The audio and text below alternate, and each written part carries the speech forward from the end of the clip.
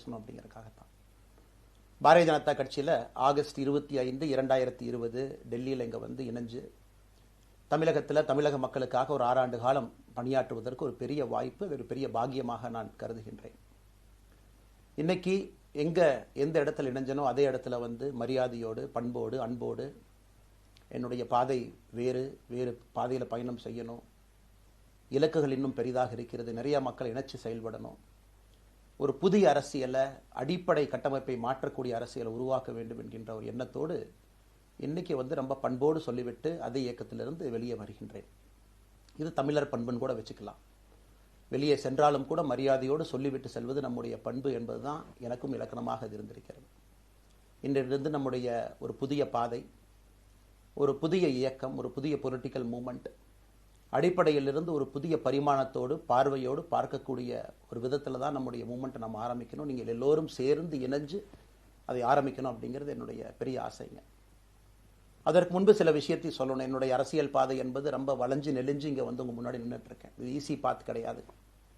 ஒரு கிராமத்தில் பிறந்து ஒரு சாதாரண குடும்பத்தில், விவசாய குடும்பத்திலிருந்து வந்து ஒரு காமன் மேன் அரசியலுக்கு வர்றதே நம்ம ஊரில் நாம் ஒதுங்கிக்குவோம், வரமாட்டோம். பட் அதே போல் என்னுடைய பாதையும் கூட 2009 கேப்டன் விஜயகாந்த் அவர்களுடைய கட்சியில் தேமுதிகவில் ஐஎம் லக்னோவில் படிக்கும் பொழுது ஒரு இன்டர்ன்ஷிப்பாக 3 மாத காலம் ஆரம்பித்து, அதன் பிறகு 10 ஆண்டு காலம் கழித்து பாரதிய ஜனதா கட்சியில் ஆரம்பித்து 6 ஆண்டுகள் பாரதிய ஜனதா கட்சியிலிருந்து இன்னைக்கு தனித்துவமாக நம்முடைய இயக்கத்தை மக்கள் முன்னாடி வைக்கணும். உங்கள் முன்னாடி வைக்கிறேன். 25 வயசில் எனக்கு அந்த இன்டர்ன்ஷிப் திரு விஜயகாந்த் அவங்ககிட்ட செய்கிறக்கு ஒரு பெரிய பாக்கியம். அன்னைக்கு அரசியல்னால் என்னன்னே தெரியாமல் ஒரு புதிய அரசியலை தமிழகத்தில் கொண்டு வர முடியுமான்னு யோசித்த தருணம்.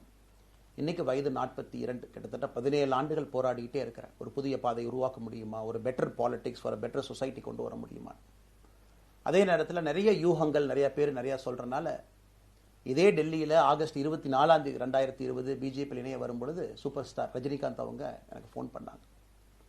எனக்கும் அவருக்குமான நட்பு கிட்டத்தட்ட நான் பதவியிலிருந்து வந்த பிறகு ஒரு நட்பு. நிறைய அவர்கிட்ட பேசுவேன். அவருடைய அரசியல் பாதை எப்படி இருக்கணும் அப்படின்லாம் பேசியிருக்கேன். அப்போ திரு சூப்பர் ஸ்டார் அவர்கள் இங்கே டெல்லியிலிருந்து திரும்ப வரணும், அவருடைய இயக்கத்தில் இணைய வேண்டும் என்ற வேண்டுகோளை ஆகஸ்ட் 24 ஒரு நாளைக்கு முன்னாடி பிஜேபியில் சேரும் பொழுது வைத்த பொழுது 3 விஷயம்தான் என் கண் முன்னாடி இருந்துச்சுங்க. தமிழ்நாட்டுக்கு எது நல்லது, அது எந்த மாற்று கருத்தும் இல்லை. சூப்பர் ஸ்டார் அரசியலுக்கு வர்றதுதான் தமிழ்நாட்டுக்கு நல்லது. சூப்பர் ஸ்டாருக்கு என்ன நல்லது, அவர் அரசியலுக்கு வராமல் இருக்கிறது தான் அவருக்கு நல்லது. கோவிட் காலகட்டத்தில் அவருக்கு இருக்கக்கூடிய உடல் பிரச்சனைகள், அதையே பார்த்துக்கணும். முதல்ல அவர் ஆரோக்கியமாக சந்தோஷமாக இருக்கணும். அண்ணாமலைக்கு எது நல்லது, பாரதிய ஜனதா கட்சியில் இணைகின்றேன் என்கின்ற வாக்குறுதியை திரு சந்தோஷ் ஐயா கிட்ட கொடுத்தேன், ஒரு ப்ராமிஸ் கொடுத்தேன். அதை பிரேக் பண்ணக்கூடாது அப்படிங்கிறதுல நான் தெளிவாக இருந்தேன். ஸோ 3 கான்ஃப்ளிக்ட் இங்கே இருக்கும் பொழுது, ஸோ ஒரு நாள் இந்த கட்சியில் இணைவதற்கு முன்பாகவே முழு கான்ஃப்ளிக்ட். அன்னைக்கே ரஜினிகாந்த் ஐயா பேசி அந்த ஃபோன் காலுக்கு முதல் முறையாக மறுத்து, ஐயா மன்னிச்சுக்கங்க என்னால் வர முடியாது என்று சொல்லி பாரதிய ஜனதா கட்சியில் அடுத்த நாள் இணைத்துக் கொண்டேன். அதன் பிறகு சூப்பர் ஸ்டார் அவங்களை பார்த்து மன்னிப்பு கேட்டேன். அவரும் பெருந்தன்மையாக அவருடைய அரசியல் பாதையை அவரும் பெருந்தன்மையாக அடுத்து தீர்மானித்தார். எதுக்கு இதை நான் சொல்கிறேன் அப்படின்னாங்க, சில யூகங்களுக்கெல்லாம் என்று முற்றுப்புள்ளி வைக்க வேண்டும் என்பதற்காக மட்டும்தான் இதை நான் சொல்கிறேங்க. வேறு எந்த காரணமும் கிடையாது. இன்றைக்கும் சூப்பர் ஸ்டார் அவர்கள் மீது பெரும் மதிப்பும் மரியாதையும் வைத்திருக்கக்கூடிய மனிதன் நான். அதே நேரத்தில் பாரதிய ஜனதா கட்சியை பொறுத்தவரை இந்த 6 ஆண்டு காலத்தில் எப்பொழுதும் ஒரு விஷயத்தை விட்டுக் கொடுத்தது கிடையாது. தமிழ்நாட்டினுடைய அடையாளத்தை விட்டுக் கொடுத்தது கிடையாது, மண்ணை விட்டுக் கொடுத்தது கிடையாது, கலாச்சார பாரம்பரியத்தை விட்டுக் கொடுத்தது கிடையாது, நம்முடைய நீரை விட்டுக் கொடுத்தது கிடையாது. நிறைய பேர் எங்கிட்ட கேட்பாங்க, குறிப்பாக இந்த பகுதி இந்தியாவில் வரும்பொழுது, அண்ணாமலை நீங்கள் தமிழனா இந்தியனா அப்படின்னு கேட்பாங்க. இது எனக்கு ஒரு பெரிய கான்ஃப்ளிக்டிங் கொடுக்கக்கூடிய ஒரு விஷயம். Are you a Tamilian, are you an Indian அப்படின்னு. தமிழ்நாட்டில் என்னுடைய அப்பாவோ அம்மாவோ, என்னோட அம்மா தமிழ்நாட்டை தாண்டி வெளியே வந்ததே கிடையாதுங்க. தமிழ்நாட்டில் மட்டும்தான் இருந்திருக்கிறாங்க. என்னுடைய பாரம்பரியம் எல்லாமே. அப்பா ஒரு முறை தமிழ்நாட்டுக்கு வெளியே சின்ன வயசில் வந்துட்டு போயிருக்கிறாங்க. அங்கேயே ஆண்டு காலமாக இருந்து விவசாயம் செய்யக்கூடிய குடும்பம். எனக்கு முதல் வாய்ப்பு தமிழ்நாட்டை விட்டு வெளியே வந்து லக்னோவில் படிக்கிறதுக்கு, அதன் பிறகு டெல்லியில் இருப்பதற்கு, ஹைதராபாத்தில் 2 ஆண்டு காலம் ட்ரைனிங்கில் இருப்பதற்கு, அதன் பிறகு கர்நாடகாவில் 8-9 ஆண்டு காலம் ஐபிஎஸ் அதிகாரியாக பணி செய்வதற்கு. ஸோ இந்தியா முழுவதுமே கிட்டத்தட்ட அந்த 10-15 ஆண்டுகள் சுற்றிவிட்டேன். அதனால் நான் எப்போதுமே சொல்வேன், நான் ஒரு பெருமை மிகுந்த இந்தியன், ஒரு பாரம்பரிய தமிழன் என்கின்ற அடையாளத்தோடு எல்லாத்துக்கிட்டையுமே சொல்லுவேன். அது இந்த கான்ஃப்ளிக்ட் சில பேருக்கு ஒரு எட்டர்னல் கான்ஃப்ளிக்ட் ஆச்சு. இன்னைக்கு தமிழ்நாட்டினுடைய அரசியலும் கூட ஒரு பெருமை மிகுந்த தமிழனாக இருக்கணும் அப்படின்னா நான் ஒரு இந்தியன் என்று சொல்ல வேண்டிய அவசியம் இல்லை அப்படின்னு நிறைய கட்சிகள் அங்கே இருக்கிறாங்க. நான் எப்பொழுதுமே தொடர்ந்து சொல்லிக் கொண்டிருப்பது, இந்தியன் என்கின்ற அடையாளத்தோடு ஒரு பெருமை மிகுந்த தமிழனாகத்தான் எல்லா இடத்துலையும் இருக்கிறேன். அப்படித்தான் இந்த இயக்கத்திலும் இருக்கணும். நாம் ஆரம்பிக்கக்கூடிய இந்த இயக்கத்தில் உங்களோடு பயணம் செய்யணும். தமிழ்நாட்டினுடைய எந்த பிரச்சனையும் கூட முன்னிறுத்தி சமரசம் இல்லாத நம்முடைய தமிழ்நாட்டினுடைய வளர்ச்சியை நாம் எல்லோரும் கொண்டு போகணும். எத்தனையோ பிரச்சனைகள். நான் பாரதிய ஜனதா கட்சியில் இணைந்த பிறகு எல்லா தலைவர்களும் பெரும் ஒத்துழைப்பு தான். இருந்தும் தனியாக போகணும், உள்ளாட்சி தேர்தலில் தனியாக போகணும், தமிழ்நாட்டினுடைய அடையாளத்தோடு பாரதிய ஜனதா கட்சி இருக்கணும். தமிழ்நாட்டினுடைய அடையாளம் மிக முக்கியம் என்பதற்காகத்தான் அன்னைக்கு தலைவர் திரு ஜே.பி. நட்டா அவர்கள் நிறைய பேர்த்துக்கிட்ட பேசி நாம உள்ளாட்சி தேர்தல் தனியாக போகணும், அதே போல தான் லோக்சபா தனியாக போகணும். ஏதோ தனிப்பட்ட முறையில் எனக்கும் இன்னொரு கட்சிக்கும் பிரச்சனை இல்லைங்க. பாரதிய ஜனதா கட்சி ஒரு தமிழர் அடையாளத்தோடு களத்தில் இருந்தால் மட்டும்தான் அது தமிழர் நலத்தை முன்னிறுத்தக்கூடிய கட்சியாக இந்திய அடையாளத்தோடு இருக்க முடியும் என்கின்ற ஒற்றை நம்பிக்கை மட்டும்தான். டங்ஸ்டன் பிரச்சனையாக இருக்கட்டும், அதை கத்தி கூச்சல் போடாம அதை பொறுமையாக ஒரு இடத்திற்கும் சென்று நம்முடைய கட்சி அதை நம்ம சரி செஞ்சு கொடுத்தோம். மீத்தேன் ஹைட்ரோ கார்பன் திட்டமாக இருக்கட்டும், நிலக்கரி சுரங்கம் திட்டமாக இருக்கட்டும், எதாக இருந்தாலும் கூட, ஏன் மேகதாத்து அணையில் என்னைக்கு கர்நாடகாவில் எப்படி டி.கே. சிவகுமார் அவர்கள் சொல்றாங்களோ அன்னைக்கு நாங்கள் அணை கட்டியே தீர்வோம் என்று சொன்ன பொழுது தமிழ்நாட்டினுடைய பாரதிய ஜனதா கட்சி கர்நாடகாவில் ஆட்சியில் இருந்த நம்முடைய பாரதிய ஜனதா கட்சியை அன்னைக்கு எதிர்த்து நாம உண்ணாவிரதம் தஞ்சாவூரில் இருந்தோம். எப்பொழுதும் எந்த உரிமையும் விட்டுக் கொடுக்கல. அதே நேரத்தில் அந்த கான்ஃப்ளிக்டை பொறுத்த வரைக்கும் கத்தி கூச்சல் போட வேண்டும் என்கின்ற அவசியம் இல்லை. பொறுமையாக பாந்தவியமா பேசி நம்ம உரிமையை விட்டு கொடுக்காம செயலாற்ற முடியும் என்பதை ஒரு நாளும் கூட எனக்கு கிடைத்த பொறுப்புகளில் உங்களுக்கு நான் அதை காட்டிக்கிட்டே தான் வந்திருக்கேன். அதனால் இன்னைக்கு திரு மோடி ஐயா அவர்கள் மீது மிகப்பெரிய ஒரு மரியாதை வைத்திருக்கக்கூடிய மனிதன், நாட்டினுடைய பிரதமர், இந்த நாட்டை பாதுகாத்து கொண்டிருக்கக்கூடிய மனிதர். ஆனால் ஒரு லெவல் வரும் பொழுதுங்க, இந்த சின்ன சின்ன பிரச்சனைகள் அப்படியே சேர்ந்து வரும் பொழுது தொடர்ந்து நாமும் அவர்களுக்கு பிரச்சனையாக இருக்கக்கூடாது. ஒரு பிரச்சனையை எடுத்துட்டு போய் இங்க பாருங்க இந்த பிரச்சனை, இந்த பாருங்க இந்த பிரச்சனை, இந்த பாருங்க அந்த பிரச்சனை, ஒரு அளவுக்கு தாங்க நம்ம சொல்ல முடியும். அதனால தான் பொறுமையாக பாரதிய ஜனதா கட்சியினுடைய முக்கிய தலைவர்களை பார்த்து மிக பொறுமையாக, இது இன்னைக்கு கான்வர்சேஷன் 3 நாளாக நடக்கலைங்க. இதை கிட்டத்தட்ட நான் 1 ஆண்டு காலமாக பாரதிய ஜனதா கட்சியினுடைய தலைவர்கள்ட்ட சொல்றேன். 18 மாதங்களாக எனக்கு இருக்கக்கூடிய கருத்து வேறுபாடுகளை மிக பொறுமையாக, வெளியில கத்தி கூச்சல் போடாம மிக பொறுமையாக 18 மாதங்களாக எல்லா இடத்துலையும் சொல்லிக்கிட்டே வர்றேன். டிசம்பர் 4ஆம் தேதி பாரதிய ஜனதா கட்சிக்கு சொன்னேன், நான் கட்சியிலிருந்து வெளியே செல்ல இருக்கின்றேன், இன்னைக்கே உங்களை நான் தயார்படுத்த விரும்புகிறேன், அதனால் நீங்கள் நாளைக்கு நான் எடுத்தோம் கவுத்தன் ஒரு முடிவெடுப்பதாக நீங்கள் நினைக்கக்கூடாது. டிசம்பர் 4, 2024 25 பாரதிய ஜனதா கட்சிக்கு சொல்லியிருந்தேன். தேர்தல் பணியை முடித்துவிட்டு செல்ல வேண்டும் என்று சொல்லியிருந்தார்கள். அதுவும் இந்த கட்சியினுடைய ஒரு உண்மை தொண்டனாக கட்சி சொல்லியிருக்கிறாங்க, தேர்தல் பணியை முடித்துவிட்டு மே கடைசி வரை நம்முடைய பணியை செய்துவிட்டு தான் வெளியே வரணும் அப்படின்னு. அடுத்து நாம் என்ன செய்ய போறோங்க? அடுத்து நாம் இதெல்லாம் பேசிட்டோம், பழச பேசிட்டோங்க, இருந்ததை பேசிட்டோம். அடுத்து ஆனந்தமாக அன்போடு தமிழ்நாட்டில் ஒரு அரசியல் இயக்கத்தை நாம் துவங்க இருக்கின்றோம். இது அரசியல் இயக்கமா, கட்சி இல்லையா அப்படின்னு நீங்க யாரும் கேட்கவே வேண்டாம். கண்டிப்பாக தமிழகத்தில் அடுத்து நடக்கக்கூடிய தமிழகத்தினுடைய பொது தேர்தலில் நம்முடைய கட்சி போட்டியிடும், அதில் எந்த மாற்று கருத்தும் இல்லை. அதற்கு நம்ம தயார் பண்ணணும், நிறைய லீடர்ஸை தயார் பண்ணணும், நிறைய கேடர்ஸை, வாலண்டியர்ஸை தயார் பண்ணணும், உத்வேகத்தோடு தயார் பண்ணணும், அவங்களுக்கு அந்த ஸ்கில் செட்டை நம்ம உருவாக்கி கொடுக்கணும். அதற்கு கொஞ்சம் நேரம் ஆகும். நாம் அது ஒரு இயக்கமாக ஆரம்பித்து நிறைய மனிதர்களை உள்ளே கொண்டு வந்து அவர்களுக்கு சில இடத்துல அரசியலை சொல்லிக் கொடுத்து எல்லா தரப்பட்ட மனிதர்களையும் உள்ளே கொண்டு வந்து, ஏன்னா பாரதிய ஜனதா கட்சியினுடைய தலைவராக பொறுப்பேற்ற பிறகு நான் முதல்ல போய் ஆசீர்வாதம் யார்கிட்ட வாங்கினாங்க, சமீபத்தில் மறைந்த நல்ல கண்ணையாகிட்ட தான். இன்னைக்கு மண் சார்ந்த அரசியலை முன்னெடுக்கணும், நல்ல மனிதர்களுடைய கொள்கைகள் உள்ள கொண்டு வரணும், எல்லா மனிதர்களையும் உள்ளடக்கிய அரசியலை நாம் முன்னிறுத்தணும். டெக்னோக்ராட்ஸ் பெருமளவில் நமக்குள்ள வரணும், பெருமளவில் நமக்குள்ள டெக்னோக்ராட்ஸ் வரணும். இன்னைக்கு அமெரிக்கா போகிறோம், யூரோப் போகிறாங்க, போய் நமக்கே எவ்வளோ பெருமையாக இருக்குது. ஒரு மிகப்பெரிய நிறுவனம் நிவிடியா எடுத்துக்கங்க, மைக்ரான் எடுத்துக்கங்க, சாம்சங் எடுத்துக்கங்க, இன்டெல் எடுத்துக்கங்க, அங்கே இருக்கக்கூடிய இன்ஸ்டாகிராம், ஃபேஸ்புக், கூகுள், ஆல்பபெட் பார்க்கும் பொழுது வைஸ் பிரசிடென்ட்னு பார்த்தீங்கன்னா ஒரு தமிழன் அங்கே உட்கார்ந்துருக்கிறாங்க. இந்தியன் என்கின்ற அடையாளத்தோடு அங்கே ஒரு தமிழன் அமர்ந்திருக்கின்றார். என்னுடைய கனவு உங்கள் பல பேர்த்த போல அவர்களெல்லாம் திரும்ப இங்கே வந்து அரசியலில் ஏதோ ஒரு விதத்தில் கான்ட்ரிபியூட் பண்ணுறதுக்கு நம்முடைய இயக்கமும் நம்முடைய வருகின்ற காலத்தில் நம்ம ஆரம்பிக்கக்கூடிய கட்சியும் அதற்கு உறுதுணையாக இருக்கணும். அத்தனை டேலண்ட்டை ரிஃபைன் பண்ணி நம்ம கொண்டு வரும். தமிழ்நாட்டினுடைய வளர்ச்சிக்கு எல்லோரையும் நம்ம பயன்படுத்தணும். இதில் எங்கேயுமே கூட நான் பெரிது நீ பெரிது என்று இருப்பதை விட ஒரு வளர்ந்த பாரதம், இந்தியா உலகத்தில் மிக முக்கியமான இடத்துல அந்த பாரதம் வந்து அமரும் பொழுது முதன்மை மாநிலமாக தமிழகத்தை கொண்டு வந்து நிறுத்த வேண்டிய பொறுப்பு நமக்கு இருக்கு. அதற்கு நம்முடைய பொலிட்டிக்கல் கிராமர், பொலிட்டிக்கல் லாங்குவேஜ் எல்லாமே நம்ம மாற்றணும். நம்ம பேசக்கூடிய விஷயம். அடுத்து இன்னொன்று கேட்குறாங்க, நான் கமெண்ட் வர அப்படியே நான் பேச ஆரம்பிக்கிறேன். தமிழ்நாட்டில் இன்னைக்கு ஒரு அரசியல் கட்சி வேணுமான்னு கேட்டிங்கன்னா கண்டிப்பாக வேணும், அதில் எந்த மாற்று கருத்தும் இல்லை.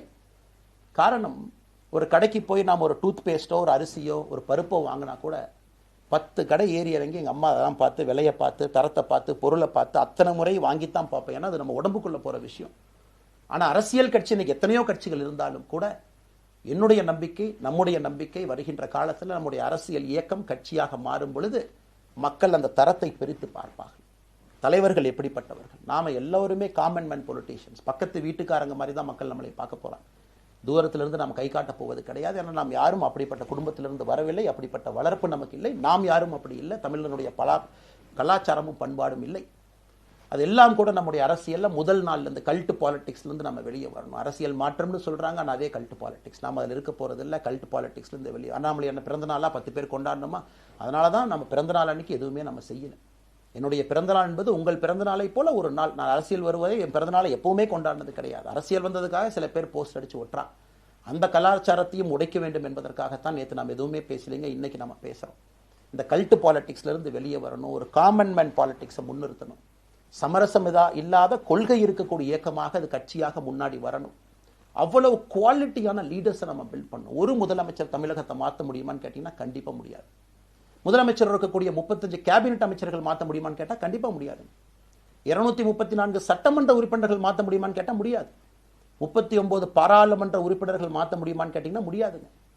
அவர்களோடு உள்ளாட்சி பிரதிநிதிகளாக இருக்கக்கூடிய கிட்டத்தட்ட 30,000க்கும் மேற்பட்ட பிரதிநிதிகள், பஞ்சாயத்து தலைவரிலிருந்து ஆரம்பித்து கவுன்சிலரிலிருந்து ஒரு கார்பரேஷன் கவுன்சிலரிலிருந்து மேயரிலிருந்து, நம்முடைய நோக்கம் எல்லா இடத்துலையும் கிளீன் பாலிடிக்ஸ் கொண்டு வரும், எல்லா இடத்துலையும் கிளீன் கவர்னன்ஸ் கொண்டு வரும், எல்லா இடத்துலையும் ஹானஸ்ட், எஃபிஷியன்ட், கேபபிள், வேலையை செய்து முடிக்கக்கூடிய திறன் படைத்த தலைவர்கள் அங்கே கொண்டு வந்து வைக்கணும்.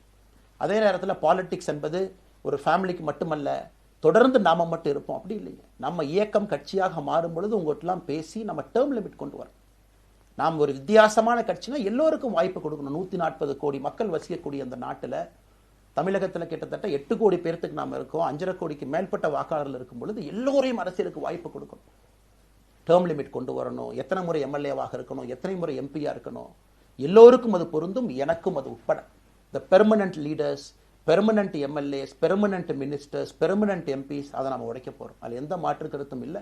அது என்னை ஆரம்பித்து முதல் மனிதனாக இந்த இயக்கத்தில் இணைத்துக் கொண்டிருக்கக்கூடிய என்னை, ஒரு சாதாரண ஒரு மனிதராக என்னை ஏற்றுக் கொண்டிருக்கக்கூடிய ஒரு காமன் மேன் என்னை ஆரம்பித்து எல்லோருக்கும் இது பொருந்தும். இதை நாம இந்த இயக்கம் கட்சியாக மாறுகின்ற முதல் நாள்ல நம்ம சொல்ல போறோம். No chair is permanent for anybody. அதில் நம்ம ரொம்ப தெளிவாக இருக்கின்றோம். புதியவர்கள் வரணும், வந்துகிட்டே இருக்கணும். It should flow like a water. New ideas வரணும், அந்த ஸ்ட்ரீம் போய்கிட்டே இருக்கணும். நம்மை தாண்டி இந்த இயக்கம் நிற்கணும். This movement should stand beyond us, not in name but in purpose and pursuit of excellence. இதெல்லாம் ஏதோ அண்ணாமலை அப்படிங்கிற பேர் கிடையாதுங்க. அதனால தான் ரொம்ப யோசிச்சு நாம கொண்டு வந்திருக்கோம். www.vetheleader.org அப்படிங்கிற அமைப்பு ஏற்கனவே 2020 நாங்கள் எல்லாம் சேர்ந்து ஆரம்பித்த அமைப்பு. நான் பேசி முடிச்சோன்னா அந்த லிங்க் உங்களுக்கு லைவாக வந்துடும். vetheleader.org நீங்கள் உங்களை வாலண்டியராக இன்னைக்கு பொலிட்டிக்கல் ஒரு மூமெண்ட்டில் உங்களை நீங்கள் நினைச்சுக்கணும். நாம எல்லோரும் ஒன்று சேர்ந்து பேசுவோம். அதனால தான் இன்னைக்கு கோயம்புத்தூரில் இன்னொரு அறிவிப்பும் கூட கொடுக்கணும். எல்லாத்தையும் டைரக்டாக எப்படி நம்ம பாலிடிக்ஸ்குள்ளே கொண்டு வர போகிறோம். APJ Abdul Kalam centre for ethics and politics, APJ Abdul Kalam ஐயாவுடைய பேரில் கோயம்புத்தூரில் வீத லீடர்ஸ்க்கு கீழே நாம பாலிடிக்ஸ்ல எத்திக்ஸ்க்காக ஒரு சென்டர் ஆரம்பித்து வருகின்றவங்க எல்லாமே இதுக்குள்ள ட்ரெயின் ஆகி தான் வெளியே வருவாங்க. உள்ளாட்சி தேர்தலில் நிற்கிறாங்க, they will get trained, come and stand in local body election. MLA election நிற்கிறாங்க, they will get trained, they will come and stand in election. அவங்க எங்க நின்னாலும் கூட ஒரு ப்ராசஸ்ல நாம் அவங்கள ட்ரெயின் பண்ணி, அவங்கள ஷேப் பண்ணி, ஒரு கம்யூனிட்டியினுடைய நீட்ஸ் அண்டர்ஸ்டாண்ட் பண்ணி அரசியல் செய்யக்கூடிய மனிதர்களாக நாம் அவங்கள கொண்டு வர போறோம். நாம் யாருக்கும் போட்டி கிடையாது. ஆளுங்கட்சி இருக்கு, நிறைய எதிர்கட்சி இருக்கு, எல்லோரும் இருக்கட்டும், சந்தோஷமா இருக்கட்டும், அவங்கவுங்க கொள்கையை சொல்லட்டும். நம்முடைய கொள்கையும் வருகின்ற காலத்தில் நம்ம எல்லோரும் இணைஞ்சு நம்ம கொள்கையை சொல்ல போறோம். இன்னைக்கு நான் ஏபிஜே அப்துல் கலாம் ஐயா அப்படிங்கிற பேரை உங்க முன்னாடி சொன்னதுக்கான காரணம் என்னன்னா, அவரை நான் மாணவனா பார்த்திருக்கிறேன், ஐபிஎஸ் அதிகாரியா பார்த்திருக்கிறேன், கேள்விகள் கேட்டிருக்கேன், லைவா அவர் பேசினதை கேட்டிருக்கேன். அவர் சொன்ன அத்தனை கான்செப்ட் இன்னைக்கு நமக்கு எப்போ பொருந்தோம், இன்னைக்கு பொருந்தும். எப்பவோ சொன்னார் விஷன் 2020, எப்போ சொன்னாருங்க? 2020. நம்ம 2020ங்கிறது 2000த்துல சொன்னார். நாம அந்த கோல் போஸ்ட் அப்படியே மாத்திட்டோம். அது மட்டும் இல்லை, அன்னைக்கு சொன்னாரு கிராமப்புறத்திலிருந்து நகரத்துக்கு யாரும் போகக்கூடாதுன்னா புறா providing urban amenities and rural areas, கிராமப்புறத்தில் அவ்வளவு ஃபெசிலிட்டியை கொண்டு வரணும். அது எல்லாம் கூட இன்னைக்கு யாருக்கு பொருந்ததோ இல்லையோ நம்முடைய சமுதாயத்துக்கு பொருந்தும். அவ்வளவு விஷயங்கள் சொல்லியிருக்கக்கூடிய ஏபிஜே அப்துல் கலாம் ஐயா நமக்கு மிக முக்கியமானவர். அவருடைய கருத்தியல் நமக்கு மிக மிக முக்கியமானது. ஒரு தேசிய மனிதராக பெருமை மிகுந்த தமிழனாக வாழ்ந்து மறைந்திருக்கக்கூடிய ஒரு அற்புதமான மனிதர். நிறைய நம்முடைய தலைவர்கள் இருக்காங்க. அத்தனை கொள்கைகளும் வேண்டும்.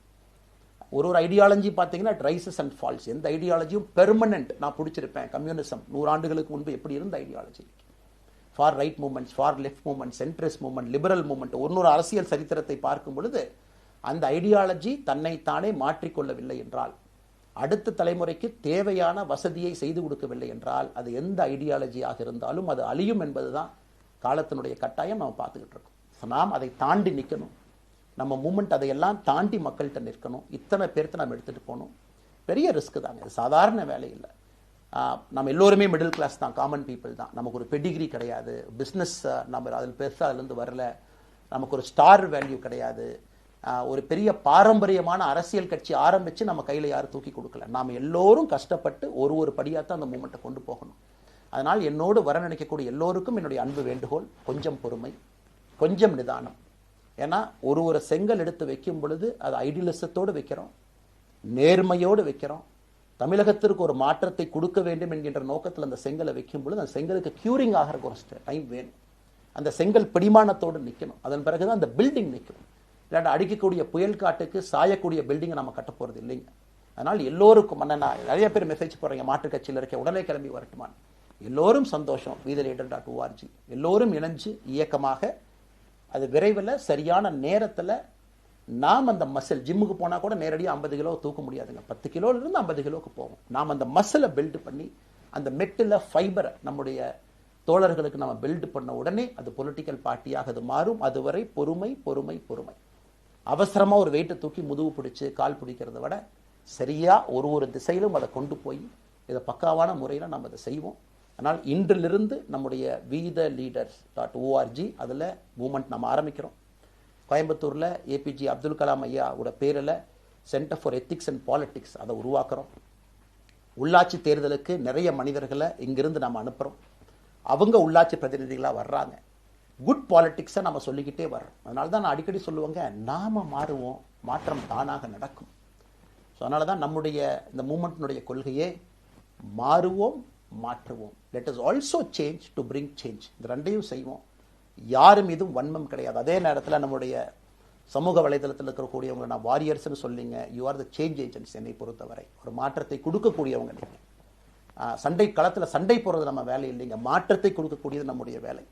கடந்து வந்த பாதையை திரும்பி பார்க்கும் பொழுது கொஞ்சம் சந்தோஷத்தோடு, அதே நேரத்தில் யாரெல்லாம் கைப்பிடிச்சு இவ்வளோ தூரம் கூட்டிகிட்டு வந்தாங்களோ அவர்களுக்கு நன்றி உணர்வோடு, நம்ம முன்னாடி செல்லக்கூடிய பாதை இதுவரை வந்த பாதையிலிருந்து கொஞ்சம் மாறுபட்டு இருந்தாலும் நம்முடைய அனுபவத்தை வைத்து அதற்காக யாரையும் திட்டி தீர்க்கணும்னு அவசியம் இல்லை. சமூக வலைதளத்தில் நாம் ரொம்ப ரெஸ்பான்சிபிளாக இருப்போம். தமிழ்நாட்டில் நிகழக்கூடிய பிரச்சனை, என்ன கமெண்ட் வேணாலும் யார் வேணாலும் போடலாம், பேசலாம், மைக்கே முன்னாடி இருக்குது, நான் பேசிட்டு போயிடுவேன்னு நினைக்கிறீங்க. பாதிக்கப்படுறவங்க பின்னாடி ஒரு குடும்பம் இருக்குது, குட்டி இருக்குது, குழந்தை இருக்குது, அவங்களுக்கும் ஒரு தனி அடையாளம் இருக்குது.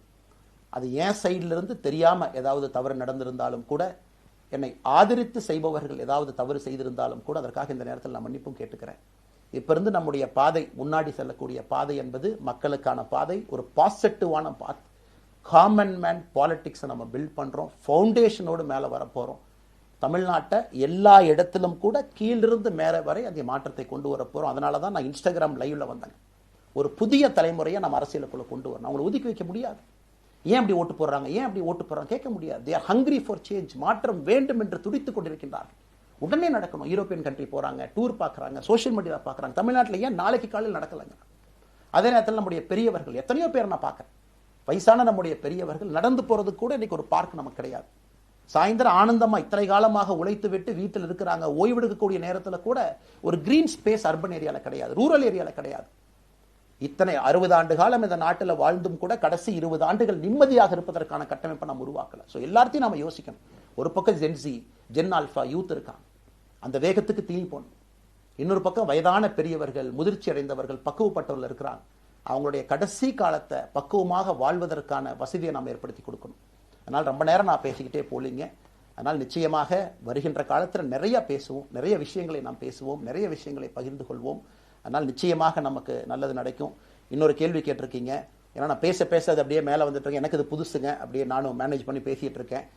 உங்களுக்கும் பிரதமருக்கும் இருக்கக்கூடிய முடிவு. நம்முடைய பிரதமர் மோடி அவர்கள் நம்முடைய பிரதமர், அந்த கௌரவம் இருக்கும்.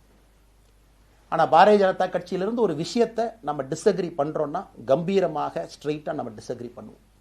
3 மொழி கொள்கை சமீபத்தில் கொண்டு வந்திருக்கக்கூடிய டைம் டேபிள்ல மாற்றம் 2029 தான் 9ஆம் கிளாஸ் பசங்க 3வது மொழியை படிச்சிருக்கூடாது, 2020 மாற்றிய பொழுது நான் குரல் கொடுத்தேன். அதுல எந்த மாற்று கருத்தும் இல்லை. நாம் அப்போஸ் பண்றதுக்காக யாரையும் அப்போஸ் பண்ண மாட்டாங்க, எதிர்ப்பதற்காக நம்முடைய அரசியல் கிடையாது. எப்படி திமுகவை பார்க்கின்றோமோ, எப்படி அதிமுகவை பார்க்கின்றோமோ, எப்படி டிவிகேவை பார்க்கிறோமோ, எப்படி அண்ணன் சீமான் அவர்களை பார்க்கிறோமோ, எப்படி அண்ணன் அன்புமணி அவர்களை பார்க்கிறோமோ, எப்படி இங்க இருக்கக்கூடிய எல்லா தலைவர்கள், அண்ணன் ஜி கே வாசன் அவர்கள், ஏசி சண்முகம் அவர்கள், பாரிவேந்தர் அவர்கள், ஜான் பாண்டியன் அவர்கள், எல்லா கிருஷ்ணசாமி ஐயா அவர்கள், ஐயா வைகோ அவர்கள், அம்மா பிரேமலதா அவர்கள், எல்லா தமிழகத்தில் இருக்கக்கூடிய எல்லா அரசியல் கட்சியினுடைய தலைவர்கள் எப்படி பார்க்கிறோமோ அப்படித்தான் நான் பாரதிய ஜனதா கட்சியை பார்ப்பேன். அதற்காக நம்ம போய் ஒரு வன்மமோ எதுவும் கிடையாது. கட்சி அவங்க கொள்கையை அவங்க முன்னிறுத்த போறாங்க. நம்ம இயக்கத்தினுடைய கொள்கை, நம்ம கட்சியினுடைய கொள்கையை நம்ம முன்னிறுத்த போறோம். யாருக்கும் நாம் போட்டி கிடையாது. மக்கள் முன்னாடி தரம் பார்த்து மக்கள் நம்மை தேர்ந்தெடுப்பார்கள் என்கின்ற நம்பிக்கையோடு மக்கள் முன்னாடி நம்ம நிற்கிறோம். அடுத்து இன்னொரு கேள்வி கேட்டீங்க, அமித்ஷாஜி அவங்கள நீங்க பார்த்தீங்க, போட்டோலாம் வந்துச்சு, என்ன விஷயம் அப்படின்னு. அமித்ஷாஜிட்டையும் அமித்ஷா அவர்கள்ட்டையும் ரொம்ப பொறுமையாக போய் நான் சொன்னேன், இந்த மாதிரி எக்ஸ்பிளைன் பண்ண நான் போகணும். அதே நேரத்தில் நான் யாரிடமும் சண்டை போட்டு விட்டு தமிழகத்தில் உட்காந்து I am resigning from party நான் அனுப்புகிற ஆள் நான் கிடையாது. எனக்கு அது பழக்கமும் கிடையாது. வந்து நேராக உங்கள் கண்ணை பார்த்து சொல்லிட்டு, சில தவறுகள் இருந்தாலும் அதையும் சொல்லிவிட்டு போகக்கூடியதான் என் பண்பு. அதை நாகரீகமாக செய்ய முடியும் என்று நினைக்கின்றேன் என்று சொல்லிவிட்டு தான் வெளியே வந்தேன். அப்படி தான் ஒரு தலைவர்கிட்டையும் பண்ணேன். அதை நாம் எப்பொழுதுமே பண்ணுவோம். நாகரிகமான அரசியலை முன்னெடுப்போம். சமூக வலைதளத்தில் ஆபாசம் வேண்டாம். சமூக வலைதளத்தில் நல்லதை பேசுவோம். எல்லோரும் அவங்கவுங்க இடத்துல தமிழ்நாட்டு மக்களுக்கு நல்லது பண்ணட்டும். பொறுமை பொறுமை பொறுமை. கடைசியாக இந்த வார்த்தையை திரும்ப நான் பயன்படுத்துகிறேன். பில்டிங் கட்டுறோம், கீழிருந்து கட்டுறோம், அதை சரியான முறையில் கட்டி எடுத்துகிட்டு போகணும். நம்புங்க, கூட இருங்க. 42 ஆண்டுகள் வளைவிஞ்சு நெலிஞ்சு சுற்றி இன்னைக்கு இந்த இடத்துல உங்கள் முன்னாடி வந்து உட்கார்றேன். நிச்சயமாக நம்ம எல்லோரும் சேர்ந்து ஒரு பெரிய புரட்சியை, மாற்றத்தை தமிழகத்திற்காக, ஒரு பாரத நாட்டுக்குள்ள, இந்திய நாட்டுக்குள்ள முதன்மை மாநிலமாக தமிழகத்தை கொண்டு வருவது மட்டும்தான் நம்முடைய குறிக்கோள். வேறு எதுவும் நம்முடைய குறிக்கோள் கிடையாது. அதற்காக நம்முடைய வாழ்வை அர்ப்பணிப்போம். காத்து கொண்டிருக்கக்கூடிய எல்லோருக்கும், கேட்டுக்கொண்டிருக்கக்கூடிய எல்லோருக்கும் உங்களுடைய பொறுமைக்கு நன்றி தெரிவித்து மறுபடியும் சொல்லிக் கொள்கின்றேன். மாறுவோம்.